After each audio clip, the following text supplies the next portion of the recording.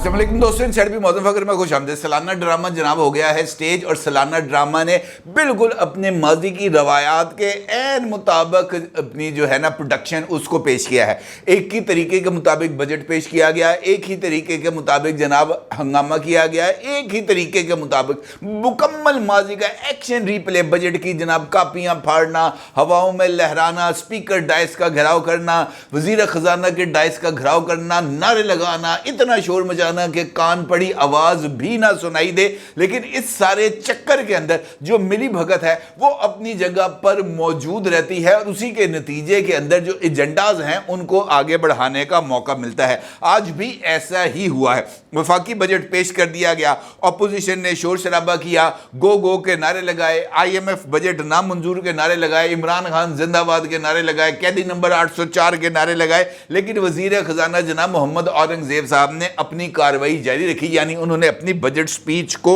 जारी रखा। यह बजट अवाम को रिलीफ देगा, यह सवाल तो पूछना ही बेकार है, क्योंकि यह 1000% कंफर्म है कि इस बजट से फाइनेंशियल डिसिप्लिन को बरकरार रखकर रेवेन्यू को बढ़ाना तरजीह होगी, क्योंकि यही IMF की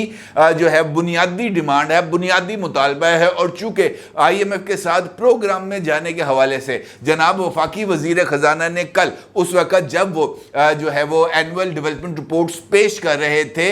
इक्तिसादी जायजा रिपोर्ट पेश कर रहे थे, उसी वक्त उन्होंने इस बात का भी इजहार कर दिया था कि IMF के पास जाने के अलावा कोई और उनके पास प्लान भी नहीं है। लिहाजा इस बात को समझना कि ये बजट जो है वो IMF के तकाजों के ऐन मुताबिक होगा और उसके लिए एक जो फाइनेंशियल बिल है उसमें IMF की तरफ से उठाए जाने वाले तमाम पहलुओं का अहाता किया जाएगा। उसी के नतीजे में ही IMF आपके साथ आकर जो डायलॉग है उसको हतमी लेवल पर लेके जाएगा और उसके बाद ही आपके साथ किसी तरह की गिव एंड टेक होगी। एक मर्तबा फिर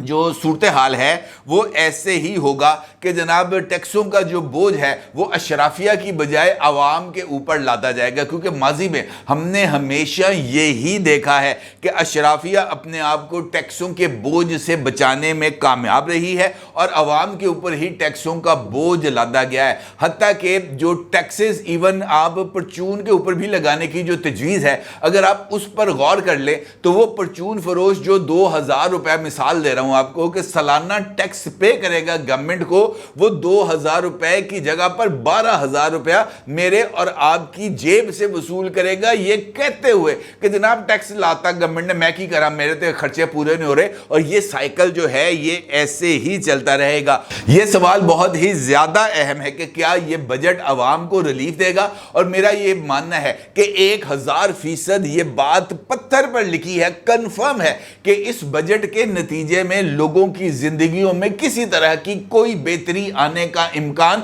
इस वजह से नहीं है कि IMF के साथ तय पाने वाले नकात को फाइनेंस बिल के अंदर इनकॉर्पोरेट कराते हुए पार्लियामेंट से मंजूर कराना बुनियादी शर्त है, क्योंकि जो IMF है वो इस बात पर यकीन करने के लिए तैयार नहीं है कि आपके लीडर सच बोलेंगे। क्योंकि माजी में इमरान खान साहब ने जिस तरीके से IMF के साथ डील को सबूताज किया और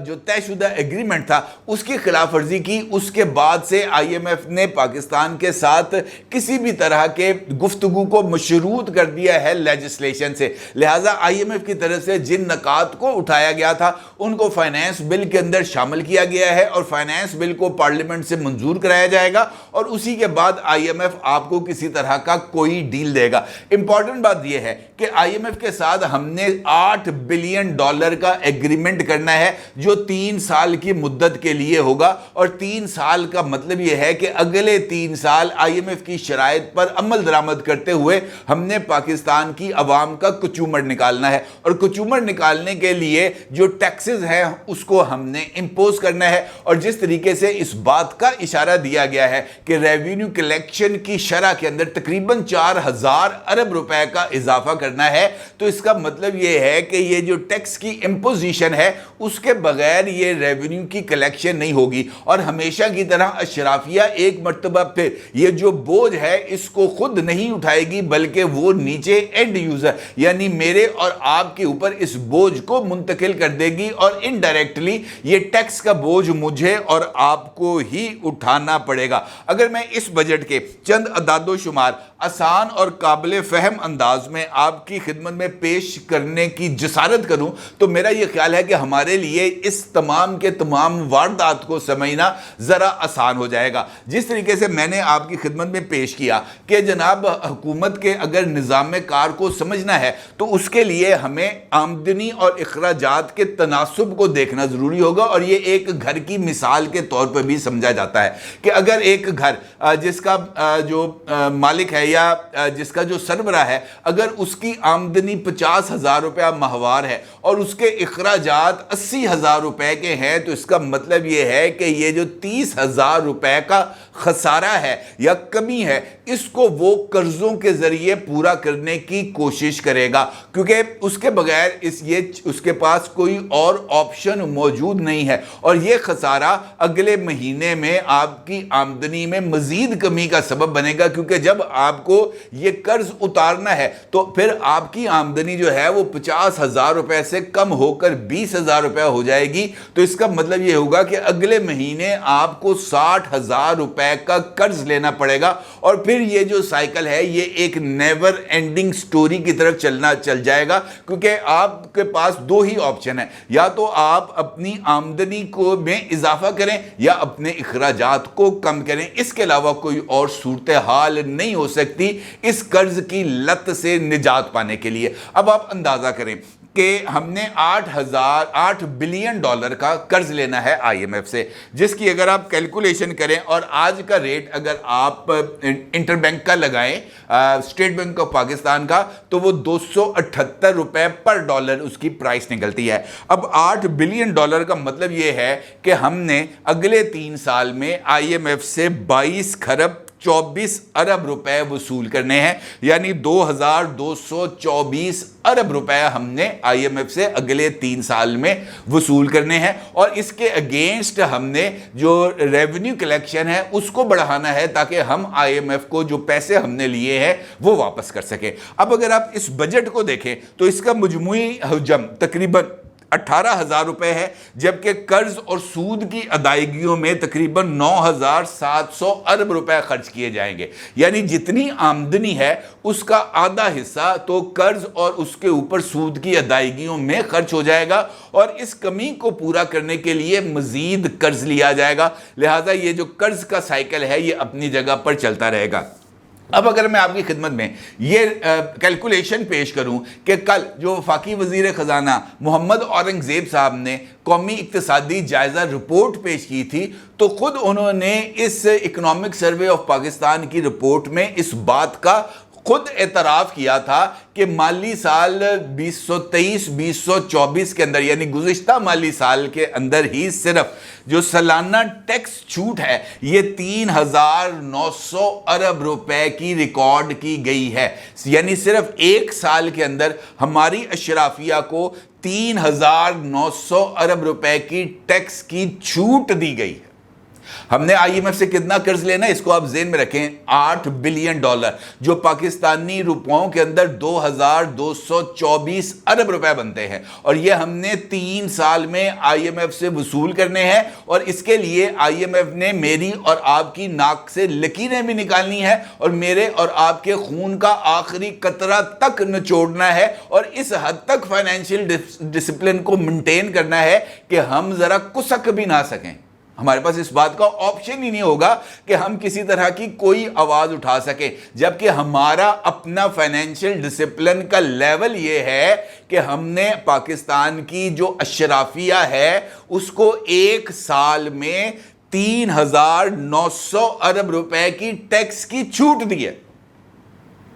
تو پھر ہم اس بات کا تقاضا کریں کہ جناب ہمارے دن اچھے آ جائیں گے. کیسے آ جائیں گے؟ ہماری اشرافیہ اس وقت اسمبلیوں میں بیٹھی ہے, ہماری اشرافیہ اس وقت عدالتوں میں بیٹھی ہے, ہماری اشرافیہ اس وقت بزنسز کو چلا رہی ہے, اور بزنسز کو چلانے کے لیے گورنمنٹ سے سبسڈی لے رہی ہے, اور اس سبسڈی کا بوجھ جو اٹھانا چاہیے تھا اس کو پروڈکشن میں اضافے کے لیے, وہ اس کا بھی بوجھ جو ہے میرے اور آپ سے وصول کر رہی ہے. اور پھر ہم اس بات کے لیے چیخیں مار رہے ہیں کہ جناب ہماری زندگی کے حالات بہتر نہیں ہو رہے. تو بھائی یہ کیسے ہوں گے؟ ایک دوسری مثال آپ کو دیتا ہوں جس کا ذکر بھی اسی قومی اقتصادی سروے میں کیا گیا,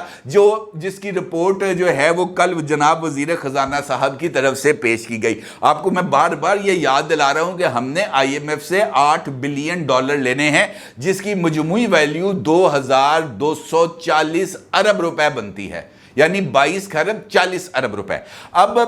اس وقت اگر ہم مختلف عدالتوں کے اندر جو ٹیکس کے کیسز ہیں, جو اس وقت پاکستان کی جو مختلف عدالتیں ہیں, بینکنگ کورٹس ہیں, دیگر لوور کورٹس ہیں, ہائی کورٹس ہیں, سپریم کورٹس ہیں, اس کا مجموعی والیوم 2800 ارب روپے ہے, یعنی 2800 ارب روپے. یہ وہ ٹیکس ہے جو ہم نے پاکستان کی بزنس کمیونٹی, انڈسٹریلسٹ سے وصول کرنا ہے, اور وہ اس ٹیکس کی آڑ میں, یعنی اس کو یہ ٹیکس نہ دینا پڑے, اس نے مختلف عدالتوں میں کیسز کر کے جناب سٹے آرڈر لیا ہے, اور یہ سٹے آرڈر گزشتہ کئی سال سے چل رہے ہیں, اور ان سٹے آرڈرز کے اوپر کسی طرح کا فیصلہ نہیں ہو پا رہا. لیکن ہماری عدالتوں کے پاس خط لکھنے کے لیے نہ صرف ٹائم موجود ہے, بلکہ ان کے پاس اپنے عدالتی یا پاکستان کی ریاست کے اوپر حملہ کرنے والوں کے لیے یا ان کو ریلیف دینے کے لیے بہت زیادہ ٹائم ہے. اس بات کو آپ کو یاد رکھنا چاہیے کہ ہم نے IMF سے اگلے 3 برس کے اندر 2240 ارب روپے لینے ہیں, جبکہ ہم نے اپنی ہی بزنس کمیونٹی سے اس وقت کے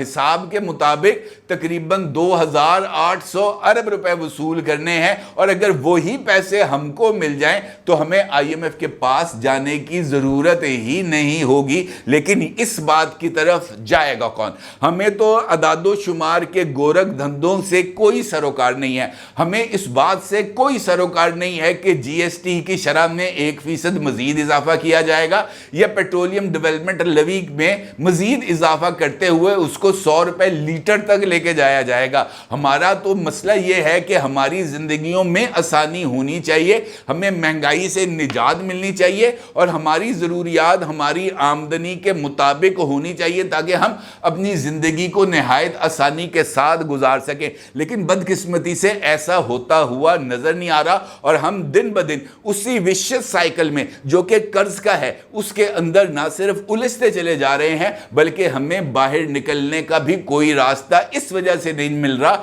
کہ ہماری اشرافیہ, چاہے وہ سیاسی اشرافیہ ہے, چاہے وہ بزنس اشرافیہ ہے, چاہے وہ ججز کی اشرافیہ ہے, چاہے وہ جرنیلوں کی اشرافیہ ہے, وہ